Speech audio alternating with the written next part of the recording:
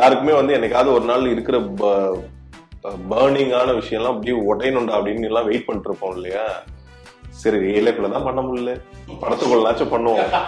Real லைஃப்லயும் ஒரு மாதிரி ஒரே ட்ராக்ல போற மாதிரி இருக்கு எனக்கு. ஆமா, பட் இதுல என்னோட கேரக்டர்ல ஒரு பியூட்டி இருக்கு. நீங்க இப்ப நான் சொல்ல முடியாது, ஏன்னா அது சொன்னா அந்த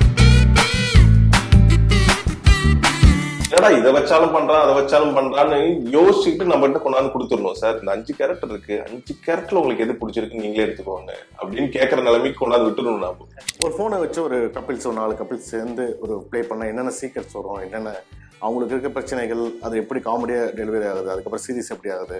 உங்களுக்கும் பேர் இருக்கு, உங்களுக்கு அந்த மாதிரி ஏதாவது ரொமான்டிக் காட்சிகள் அந்த இருக்காங்க. ரொமான்டிக்கா இல்ல, ஆன்டி ஹீரோன்னு வேற ரெஜிஸ்டர் பண்ணிருக்காரு. வேற ஏதாவது ஆன்டி சொல்ல வராங்க.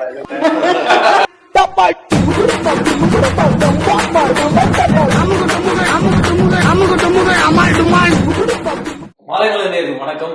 இன்னைக்கு ரிங் டீம் தான் இருக்காங்க. எல்லாருமே ஒரு பெரிய வணக்கம். வணக்கம். Vivek Prasanna sir, Sakthivel sir, Sakshi ma'am. பயங்கர ஹாப்பி எல்லாரையும் ஒரே படத்துல மீட் பண்றது. சார் முக்கியமா ட்ரெய்லர் பயங்கர இன்ட்ரெஸ்டிங்கா இருக்கு சார்.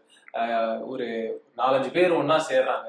பட் மனிதர்கள் கிட்ட எல்லாருக்கிட்டுமே நம்ம பாக்குற முகம்ன்றது அவங்க அப்படியே இருக்கணும்ன்றது அவசியம் கிடையாது. நிறைய பேர் வேற வேற மாதிரி இருப்பாங்க. அப்படி ஒரு இன்ட்ரெஸ்டிங்கான ஒரு கான்செப்டுக்குள்ள இப்படி ஒரு கதை அம்சம் பண்ணியிருக்கீங்க. எந்த இடத்துல இருந்து இந்த ஒரு ஸ்பார்க், இந்த ஒரு லைன்? ஏன்னா எனக்கு 2 விஷயமா இந்த படம் ரொம்ப உன்னிப்பா பார்க்க வச்சது. ஒண்ணு, இந்த சப்ஜெக்டே இன்ட்ரெஸ்டிங்கா இருக்கு. அண்ட் ஒரு சின்ன இடத்துக்குள்ளேயே இந்த சப்ஜெக்டை முடிக்கலாம். அது ஒரு ப்ரொடியூசரா பார்த்தா ஒரு பட்ஜெட் ஃப்ரெண்ட்லியான ஒரு படமா வந்துச்சு. அதனால எனக்கு அந்த ஐடியா எப்படி ஒரு ஸ்பார்க் ஆச்சு? வாங்கின அடி அப்படி.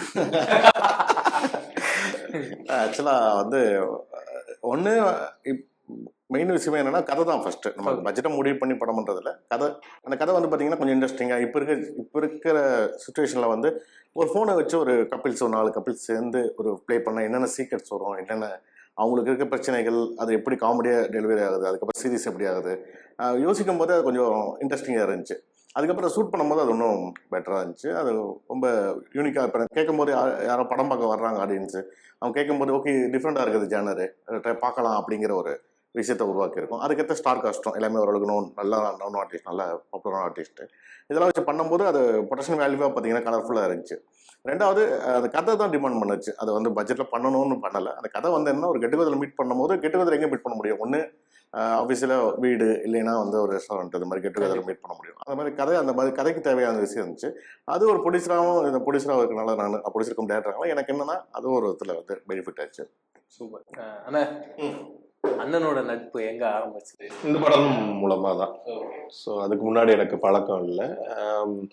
பிளாட்டே வந்து அன்யூஷுவல் பிளாட், நல்லா இருந்தது. ஓகே, இப்போ நம்மளுக்கும் எல்லாருக்குமே வந்து என்னைக்காவது ஒரு நாள் இருக்கிற பர்னிங்கான விஷயம்லாம் அப்படியே உடையணுண்டா அப்படின்னு எல்லாம் வெயிட் பண்ணிட்டு இருப்போம் இல்லையா. சரி ரியல் லைஃப்ல தான் பண்ண முடியல, படத்துக்குள்ளாச்சும் பண்ணுவோம் அப்படின்னு ஒரு தோணுன விஷயம் தான். நல்ல யூனிக்கான ஒரு பிளாட், எல்லாருக்கும் வந்து ஒரு மொமெண்ட்ல ரியலைஸ் பண்ணக்கூடிய ஒரு விஷயம் எல்லாருக்குமே, பாக்குற எல்லாருக்குமே, எல்லா ஏஜ் கேட்டகரிக்கும், ஜென், ஜெட், ஆல்பா, பீட்டா எல்லாம் போயிட்டு இருக்குல்ல, எல்லாருக்குமே இது கரெக்ட் ஆயிடும். ஸோ அதனால எனக்கு இந்த பிளாட் ரொம்ப பிடிச்சிருந்தது. இவர் ரொம்ப ரொம்ப ஃப்ரெண்ட்லியான ஒரு பர்சன், ரொம்ப காம். ஒரே இடம்ங்கிறது எங்களுக்கு எப்பயுமே ரொம்ப சந்தோஷமான விஷயம். போனோமா வந்தோமா ஒரே இடம், டெய்லி அங்கே போறது தான். காலையில் வீட்டுக்கு போற மாதிரி போயிட்டு ஈவினிங் வந்து கிளம்பி வந்துடுறது. ஸோ அந்த மாதிரி நல்லா போச்சு. நல்லா 8 பேர், ஸோ 4 ஜோடி, எல்லாருமே ஆல்ரெடி நல்லா ஒர்க் பண்ணவங்க, ஆல்ரெடி இப்போ தெரிஞ்சவங்க. ஸோ ரொம்ப ஜாலியா இருந்தது படம். எனக்கு தெரிஞ்சு உங்க போர்ஷன்ல தான் கொஞ்சம் லவ் தான். அவங்க இருந்தா லவ் மட்டும்தான் இருக்கணும் இல்லையா? இல்ல அதுதான் ட்விஸ்டா இருக்கும். நாங்க எப்பவுமே ட்விஸ்ட் கொடுப்போம்ல. ஆமா, அது எல்லா படத்துலயும் அவங்களுக்கு கரெக்டா அந்த மாதிரி ஏதோ ஒண்ணு அமைஞ்சிரும். இந்த படத்துல அப்படி ஒண்ணு இருக்கு. கதையா கேட்கும் போது அது எந்த அளவுக்கு இன்ட்ரெஸ்டிங்கா இருக்கு. ஆக்சுவலி எனக்கு டைரக்டர் சார் இதுக்கு முன்னாடியே பழகும். ஸோ ஃபர்ஸ்ட் 4 சாரின்னு சொல்லிட்டு ஒரு படம் பண்ணோம், ரொம்ப நாள் ஆயிடுச்சு அந்த படம் ரிலீஸ் ஆயிட்டு. அதுக்கப்புறம் பேக் டு பேக் இந்த படமும் இதுக்கப்புறம் இன்னொரு படமும் முடிச்சிட்டோம். ஸோ நல்லா ஒரு லைக் ஃப்ரெண்ட்லி ஜோன்ல இருக்காங்க. ஸோ அதனால எனக்கு இந்த ஸ்டோரி சொல்லும் போது இன்ட்ரெஸ்டிங்காக இருந்தது, யூனிக்காக இருந்தது, ரொம்ப ரிலேட்டபிளாக இருந்தது. விவேக் சொன்ன மாதிரி ஜென்சி, ஆல்ஃபா, பீட்டா எல்லாருக்கும் ஒரு தேவையான ஒரு விஷயம் இருக்கு இந்த படத்துல. கொஞ்சம் நம்மளுக்கு யோசிக்க வைக்கும்னு நினைக்கிறேன். Relationship point of view, friendship point of view. நம்ம ஒன்று யோசிச்சுட்டு ட்ராவல் பண்ணிட்டு இருப்போம் ரிலேஷன்ஷிப்பில், ஆனால் ஒரு வேறு மாதிரி ஒரு தாட் ப்ராசஸ் கொண்டு வரோம்னு நினைக்கிறேன் இந்த படம். ஸோ அது எனக்கு ரொம்ப பிடிச்சிருந்தது. And interesting, very very interesting. நீங்கள் படம் பாருங்க. நீங்க படம் பார்த்து நீங்க ஏதாவது லைஃப் அப்ளை பண்ணிக்கலாம். இல்ல ஆக்சுவலி ரொம்ப ரொம்ப எனக்கு நான் முன்னாடி இன்டர்வியூலும் சொல்லியிருந்தேன், சரியலா இருக்கு. ஏன்னா இந்த படத்துல என்னோட கேரக்டரும் பாத்தீங்கன்னா ஜஸ்ட் மேரிட் ஒரு கேர்ள். அண்ட் அவங்க வீட்டில் தான் இந்த விஷயங்கள், ஃப்ரெண்ட்ஸ் எல்லாரும் மீட் பண்ணுறோம். அண்ட் புது புது விஷயங்கள் நடக்குது அதில் ஒன் பை ஒன். ரியல் லைஃப்லையும் ஒரு மாதிரி ஒரே ட்ராக்ல போகிற மாதிரி இருக்கு எனக்கு. ஆமாம்.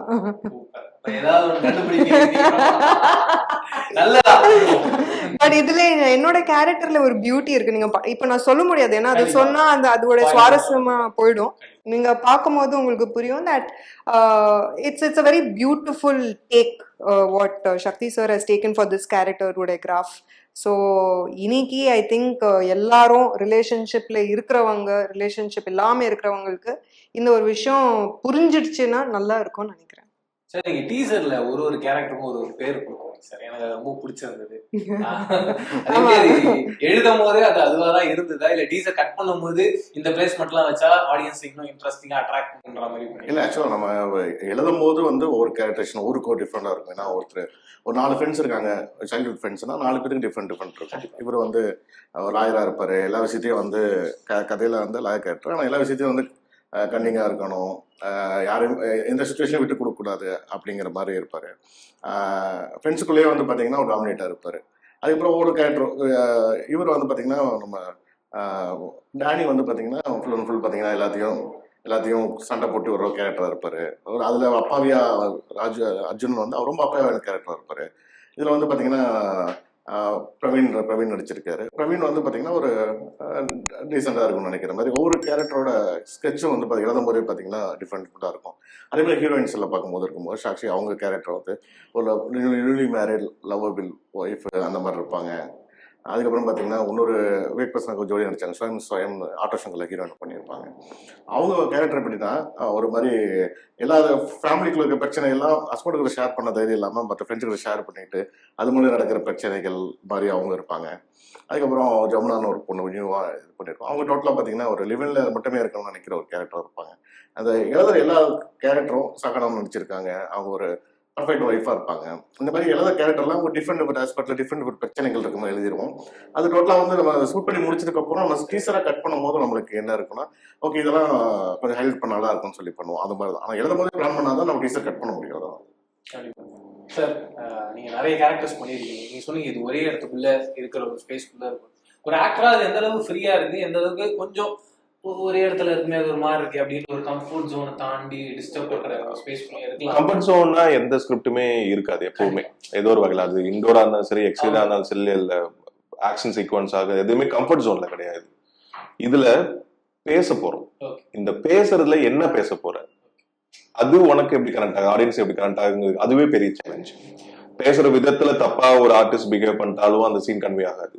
அது பேசுற மூடு இருக்குல்ல, 8 பேரும் ஒவ்வொரு கேரக்டர், ஒவ்வொரு விதமான பழக்கம் இருக்கிறவங்க, ஒவ்வொரு விதமான தொழில இருக்கிறவங்க, பட் ஃப்ரெண்ட்ஸ். அவங்களுக்குள்ள இருக்கிற மொத்தமான ட்ரெஷருமே ஒரு நாளைக்கு வெளியே எடுக்கிறதுக்கான மொமெண்ட் கிரியேட் ஆகுதுன்னா அப்போ பிஹேவியர் சேஞ்சஸும் இருக்கும்ல, நடக்கும்ல.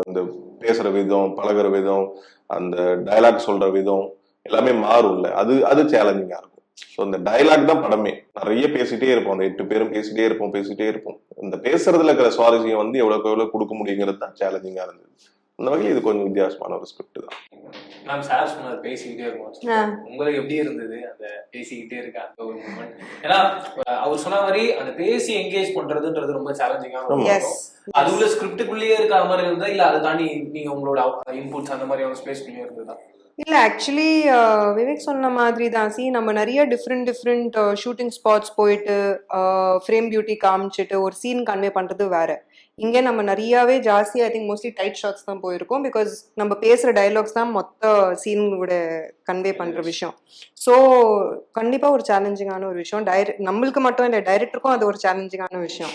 ஏன்னா அந்த ஒரு இமோஷன் கண்டினியூஸாக டெய்லி அதே சீன்லேருந்து எங்கே கட் பண்ணணும் அங்கேருந்து ஸ்டார்ட் பண்ணோம், அதே மூட் இருக்கணும். ஸோ 8 பேருக்கும் கோஆர்டினேட் பண்ணோம். Right at the same time எல்லாருக்கும் அந்த ஜோன்ல கொண்டு வரணும். So it was little challenging. But அதான் அவங்க சொன்ன மாதிரி கம்ஃபர்ட் ஜோன் கிடையவே கிடையாது. அது இன்டோர் இருந்தா அவுட்டோர் இருந்தா எங்க இருந்தாலும் you have to break your comfort zone and go, right? So அதை தான் நான் ஆக்டிங். பட் இங்க என்ன ஆச்சுன்னா, பிகாஸ் எல்லாரு கூட மட்டும் அந்த 8 பேர் கூட மட்டும் இருக்கிறனால ஒரு 2 டேஸ்க்கு அப்புறம் எல்லாரும் ஃப்ரெண்ட்லி ஆயிட்டாங்க. ஸோ அந்த ஃப்ரெண்ட் ஜோன்ல வந்ததுக்கு அப்புறம் ஒருத்தர் புரிஞ்சுட்டு டிராவல் பண்றது ரொம்ப ஈஸி ஆயிடுச்சு. சார் எனக்கு என்னன்னா, இப்போ ஒரு ப்ரொடியூசர் கம் டைரக்டரா இருக்கும்போது அது எந்த அளவுக்கு ரொம்ப சப்போர்ட்டிவா இருக்கு சார்? ஏன்னா எல்லாரும் சொல்றது என்னன்னா, இப்போ ஒரு படம் பண்றது ஈஸியா இருக்கு, ஆனா அதை ரிலீஸ் பண்றது கஷ்டமா இருக்குன்றாங்க. ஒரு சில பேர்லாம் இல்ல எங்களுக்கு படம் பண்றதே கஷ்டமா இருக்கு, ஏன்னா ஒரு டைரக்டரா நான் ஒரு ஜோனுக்குள்ள இருக்கோம், அது ப்ரொடக்ஷனுக்குள்ள போகும்போது எங்களுக்கு அது ரொம்ப டிஃபிகல்ட்டா இருக்கு, அவங்க ஒரு பட்ஜெட் இருக்காங்க, அந்த ஜோனுக்குள்ள எங்களால் கதையை கொண்டு வரல அப்படின்ற ஒரு கொஸ்டின்ஸ்லாம் இருக்கு. நீங்க சொல்லுங்க சார். இல்லை அது இல்லை எல்லாருக்கும் காமன் பிரச்சனை. நீங்கள் வந்து ஒரு நியூ ஃபேஸ் வச்சு படம் பண்ணுறோம், சரி ஒரு ஆர்டிஸ்ட் வச்சு படம் பண்ணுறோம், சில பெரிய ஆர்டிஸ்ட் வச்சு பண்ணுறோம், எல்லாத்துக்கும் பட்ஜெட் கன்செஷன் இருக்குது, பிஸ்னஸ் கன்செஷன் இருக்குது. ஆனால் என்னன்னா இதெல்லாம் தாண்டி ஒரு விஷயம்னா நம்மளோட ரொம்ப வருஷமாக இருக்கிறது சினிமா தான். இதில் தான் நம்ம அடுத்தது இம்ப்ரூவ்மெண்ட் பண்ணி ஆகணும். அதில் வந்து பார்த்தீங்கன்னா நம்மளால என்ன பெஸ்ட்டாக பண்ண முடியும். ஒரு ப்ரொடியூசராக இருக்கும்போது நான் யோசிக்கிறது என்னென்னா கதைக்களம் தான். கதைக்களம் வந்து பார்த்தீங்கன்னா ஒரு நல்ல கதை ஃபஸ்ட்டு யோசிக்கிறது வந்து இன்ட்ரெஸ்டிங்கான ஃபேக்ட் வேணும். இப்போ இருக்க ஆடியன்ஸ் வந்து டிஃப்ரெண்டாக வழக்கமான கதைகளை பார்க்கறது இல்லை, டிஃப்ரெண்டாக பார்க்குறாங்க. அது ஓடிடி இன்னைக்கு பாப்புலர் ஆகிட்டு இருக்கு. எல்லாருமே வந்து தேட்டரில் பார்க்குறாங்க, அதுக்கப்புறம் வீட்டில் உட்காந்து ஆஃபீஸில் வந்து ஓடிடியில் பார்க்குறாங்க. இன்னைக்கு நிறைய மல்டிபிள் வேல வந்து பிஸ்னஸ் நடந்துட்டு இருக்கு. அப்போ பார்த்தீங்கன்னா ஒரு படமாக நான் ஃபஸ்ட்டு சூஸ் பண்ணும்போது பார்த்தீங்கன்னா ஒரு நல்ல கதை, அது இன்ட்ரெஸ்டிங்கான ஃபேக்ட், அதை வந்து டெலிவரி பண்ணும்போது வந்து ஆடியன்ஸ்க்கு எந்த அளவுக்கு பிடிக்குது அதை தான் ஃபஸ்ட்டு யோசிக்கும். செகண்டாக யோசிக்கிற விஷயம்னா பட்ஜெட்.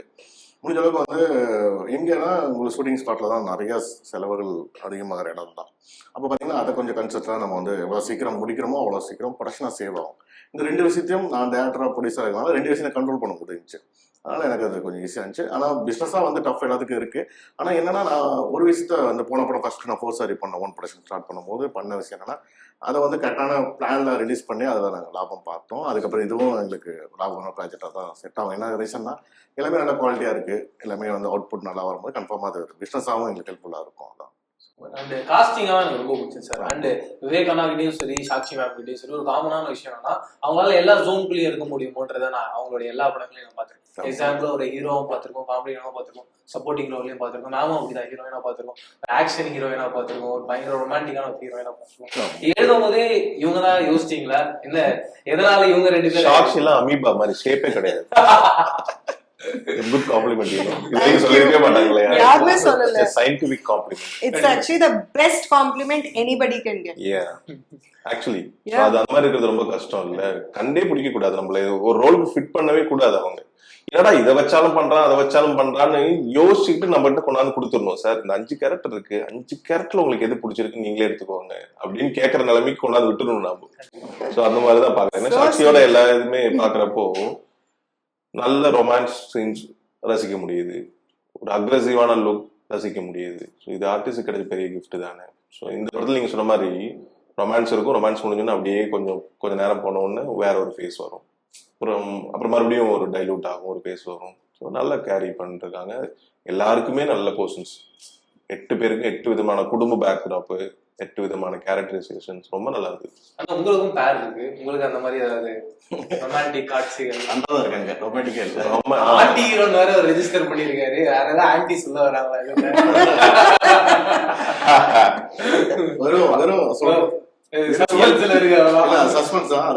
சஸ்பென்ஸ்ன்னு சொல்ல முடியாது, ஆண்டிய கண்ணுல காட்டாவே சொல்லிட்டு போயிட்டாங்க. சஸ்பென்ஸ்ன்னு சொல்ல முடியாது. ஆன்டி உங்களுக்கு அவர் வருத்தப்படுறாரு. ஆமா,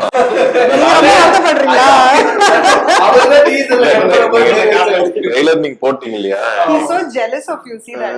ரொம்ப வருத்தப்படுறாங்க. ரொம்ப கஷ்டம். ஆன்டி ஹீரோவாக்குறது கஷ்டம், ஆன்டி ஹீரோவாக்குறது கஷ்டம். அதுவெல்லாம் ஆசைப்படாது.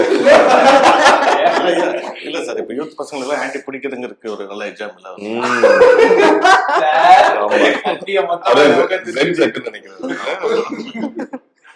அப்படி இல்ல தம்பி, இந்த படம் வந்து டேக்அவே தான். அந்த படம் இது வந்து கொண்டு போற விதம் வேணா ஃபன்னா இருக்கலாம், மாட்டிட்டு எப்பயுமே பிரச்சனை தான் இருக்கிறதுலே காமெடியான விஷயம். ஏன்னா பிரச்சனைல தான் மூளை வேலை செய்யாது, கோமலித்தனம் பண்ணுவோம், கிறுக்குத்தனமா பண்ணுவோம். அப்ப இருக்கான்ல அவதான் இந்த ரியல் ஹியூமர்னு, அவன் தான் ஹியூமரே அங்கதான் அதிகமா இருக்கும். அந்த பிரச்சனை முடிஞ்சு ஒரு மாதிரி தெளிவாகும்ல, அப்பதான் லைஃப் ஸ்டார்ட் ஆகும். ஸோ இந்த படம் வந்து எல்லாருக்குமே ஒரு டேக் அவே தான். எல்லாமே எல்லா சீன்ஸுமே நீங்க ஃபன்னா இருக்கும், என்ஜாய் பண்ணலாம், எல்லாரும் அவங்களோட லைஃபுக்கு ஆன் பண்ணிக்கலாம். பட் ஒரு பாயிண்ட்ல ரியலைஸ் பண்ணிக்குவாங்க, இதுதான் நடந்துட்டு இருக்கு நம்ம லைஃப்லயும் சரி, அந்த சினிமாக்குள்ள இருந்த கேரக்டர்ஸுக்கும் சரி, எல்லாருக்குமே இதுதான் நடந்துட்டு இருக்குங்கிறது புரியும். இது வந்து ஒரு கேரக்டர் இப்ப நான் பண்றேன்னா என்ன மாதிரி இருக்கிற பல கோடி பேருக்கு அப்படியே ரிஃப்ளெக்ட் ஆகும். அப்படியே நம்மள சொல்லிட்டானே அப்படின்னு சொல்லுவோம், அவங்களோட கேரக்டர் அப்படியே ரிஃப்ளெக்ட் ஆகும். அந்த மாதிரிதான் இருக்கும். சார் என்ன ரீசன் சார் இது ரிங் போனை வச்சு பேஸ் பண்ணி போறதுனால அந்த டைட்டில் வச்சு எங்க சார் டைட்டில் ஞாபகம் வச்சுக்கிறானுங்க, வச்சுக்க மாட்டேங்கிறானுங்க. கேட்சியானாச்சும் வைப்போம், போன் அப்படின்னு வைக்கலாம்னு கூட தான் ஆசையா இருந்தது. இல்ல phone, digital phone, smart phone, நிறைய டைட்டில் யோசிச்சோம். ஆனா என்ன இங்க பிரச்சனை இருக்குன்னா, நம்ம எந்த டைட்டில் யோசிச்சாலும் அந்த டைட்டில் ஆல்ரெடி பதிவாயிருக்கும். அது ஒரு பிரச்சனை இருக்கும். நம்ம ஒரு 100 டைட்டில் எழுதி வச்சா மட்டும்தான் நம்ம போய் அப்புறம் பண்ணும்போது 100 டைட்டில் ஏதோ டைட்டில் இருக்கா, அது 100 சொல்லும் போது எது ஃப்ரீயா இருக்கோ அதுல வந்து நம்ம கேட்சியான டைட்டில் பிடிக்கணும். நம்ம அதுல முன்னாடி ஆக்சுவலா நாங்க போன் இன்றி அமையாத உலகன்னு ஒரு பிளான் பண்ணோம். போன் இன்றி அமையாத உலகம், ஏன்னா போனை வச்சுதான் பண்றோம் அப்படின்னு யோசிச்சோம்.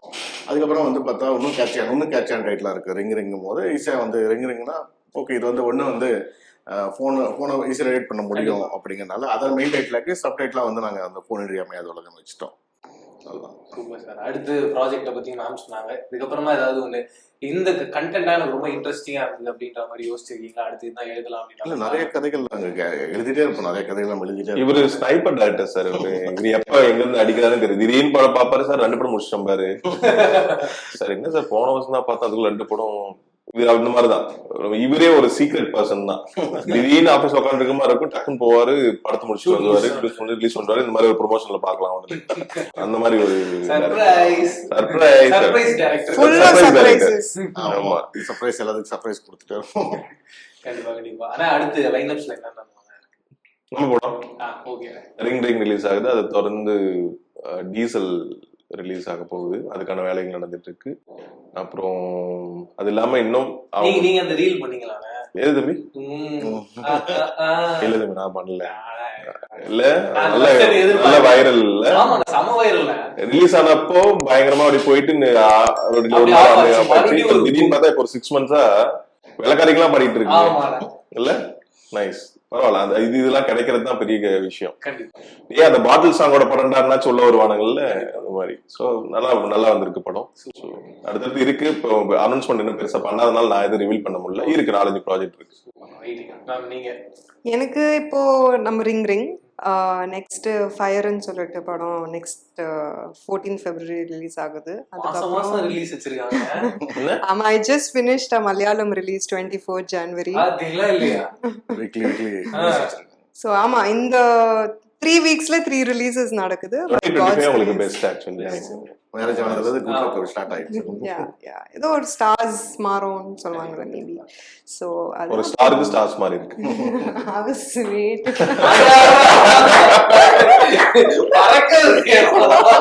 ஒரு ஏகனர் இருக்காரு.